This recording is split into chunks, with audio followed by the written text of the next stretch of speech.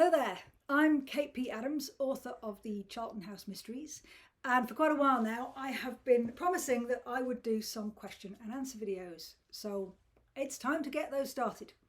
I'm going to just answer a couple of questions from my readers in each video to keep them fairly short, and start off with today. The questions I've got are all around my writing process.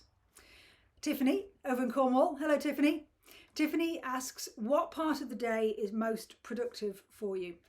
The mornings, always the mornings. I don't know why it is, but by lunchtime, the creative part of my brain seems to just switch off. That's complicated by the fact that I'm not really a morning person. I'm not dreadful, but I could be an awful lot better. So I do have to drag myself out of bed and make sure that I get some decent writing time. The one exception to that is when I'm traveling. And I don't know why, but when I'm at airports, I seem to be able to write at almost any time. And generally when I go back to the UK, they are night flights. So if I'm sat at the airport at 7 o'clock at night, I seem perfectly capable of knocking out a couple hundred words. And then when I'm on the plane, I'll write for an hour or two before watching a movie and trying to get some sleep. But generally speaking, it is always the morning, and the afternoon will be spent doing admin work, marketing, that kind of stuff. Barbara, hello Barbara. Barbara asks, how many hours a day do you dedicate to your writing, or do you just go with the flow?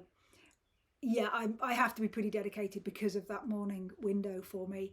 And it generally means I get in about 4 hours writing time at my desk each day. I'm not saying that that whole time is spent kind of pounding away on the keyboard, because I am pretty good at procrastination and quite easily distracted.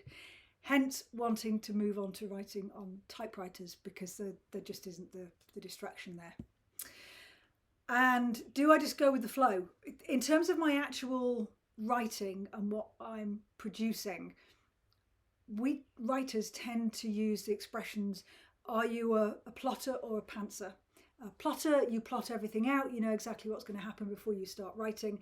And a pantser, you write by the seat of your pants and you just see what happens, also known as discovery writing.